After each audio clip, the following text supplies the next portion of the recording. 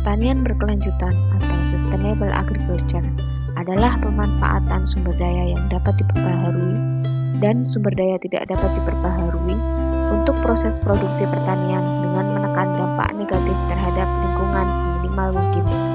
Keberlanjutan yang dimaksud meliputi penggunaan sumber daya, kualitas dan kuantitas produksi, serta lingkungannya. Proses produksi pertanian yang berkelanjutan akan lebih mengarah pada penggunaan produk hayati yang ramah terhadap lingkungan. Pelaksanaan sistem pertanian berkelanjutan dapat dimulai dari lingkup terkecil, yaitu dari lingkungan rumah kita sendiri. Dapat kita mulai dengan memilah limbah rumah tangga organik dan non-organik. Limbah organik rumah tangga dapat diolah menjadi pupuk kompos maupun media tanam.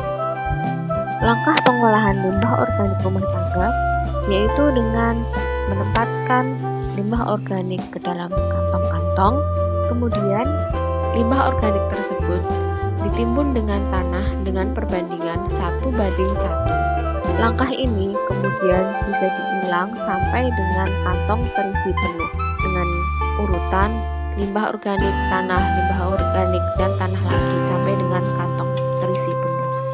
Dalam waktu sekitar 4 minggu, limbah organik tersebut dapat digunakan sebagai media tanam. Selanjutnya, untuk pengolahan pupuk kompos, limbah organik rumah tangga ditempatkan dalam wadah atau drum komposter. Dilakukan pengkomposan secara anaerob atau tertutup. Dalam proses pengkomposan ini memerlukan bantuan aktivator. Aktivator yang digunakan juga merupakan aktivator berbahan dari limbah organik rumah tangga seperti aktivator dari air cucian beras dan campuran limbah organik lainnya yang telah difermentasi minimal selama 5 hari. Perlu diingat, drum komposter ini berlubang di bagian bawah untuk mengeluarkan rembesan air dari sisa pengkomposan ini. Rembesan air tersebut kemudian dapat dimanfaatkan sebagai pupuk cair. Proses pengkomposan ini minimal dalam waktu 4 minggu harus tertutup secara rapat, kemudian setelah itu baru dikering anginkan. Setelah dikering anginkan, kompos siap untuk menjadi pupuk ataupun dicampur dengan tanah untuk dijadikan media tanam. Media tanam ini menjadi sangat bermanfaat, sangat efisien untuk kita melakukan penanaman atau budidaya secara urban farming di pekarangan rumah kita. Media tanam hasil pengkomposan limbah rumah tangga dapat digunakan untuk menanam sayuran yang memiliki umur yang singkat seperti sawi, kangkung, dan juga berbagai jenis bayam. Penggunaan media tanam untuk menanam tanaman sayuran dengan yang berumur singkat tidak memerlukan tambahan pupuk apapun lagi. Hanya dengan media tanam hasil pengkomposan limbah rumah tangga sudah dapat untuk menanam beragam sayur dengan yang berumur singkat. Media tanam dapat digunakan sebanyak 2-3 kali, kemudian selanjutnya dapat menjadi campuran kembali bagi limbah organik rumah tangga yang baru. Bagi pemula yang ingin belajar urban farming ataupun pertanian berkelanjutan di lingkup rumah, alangkah baiknya untuk memilih tanaman bayam Brazil ataupun kangkung karena tanaman tersebut sangat mudah untuk dibudidayakan.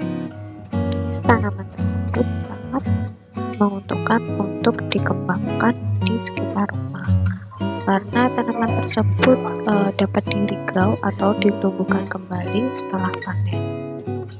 Seperti bayam Brazil ini yang merupakan panenan dari hasil regrow dan kita akan regrow kembali. Setelah bayam Brazil ini dipanen, segera kita pisahkan antara daun dan batangnya. Kemudian batang yang telah kita pisahkan ini kita akan tanam kembali ke media tanam hasil pengkomposan limbah organik rumah tangga yang telah kita siapkan. Selain kangkung dan bayam Brazil, berbagai tanaman dapat dilakukan regrow seperti sayuran berbatang lainnya, sayuran dengan biji, maupun tanaman rimpang. Penerapan sistem regrow ini tentu sangat mendukung sistem pertanian berkelanjutan karena menekan input dari luar.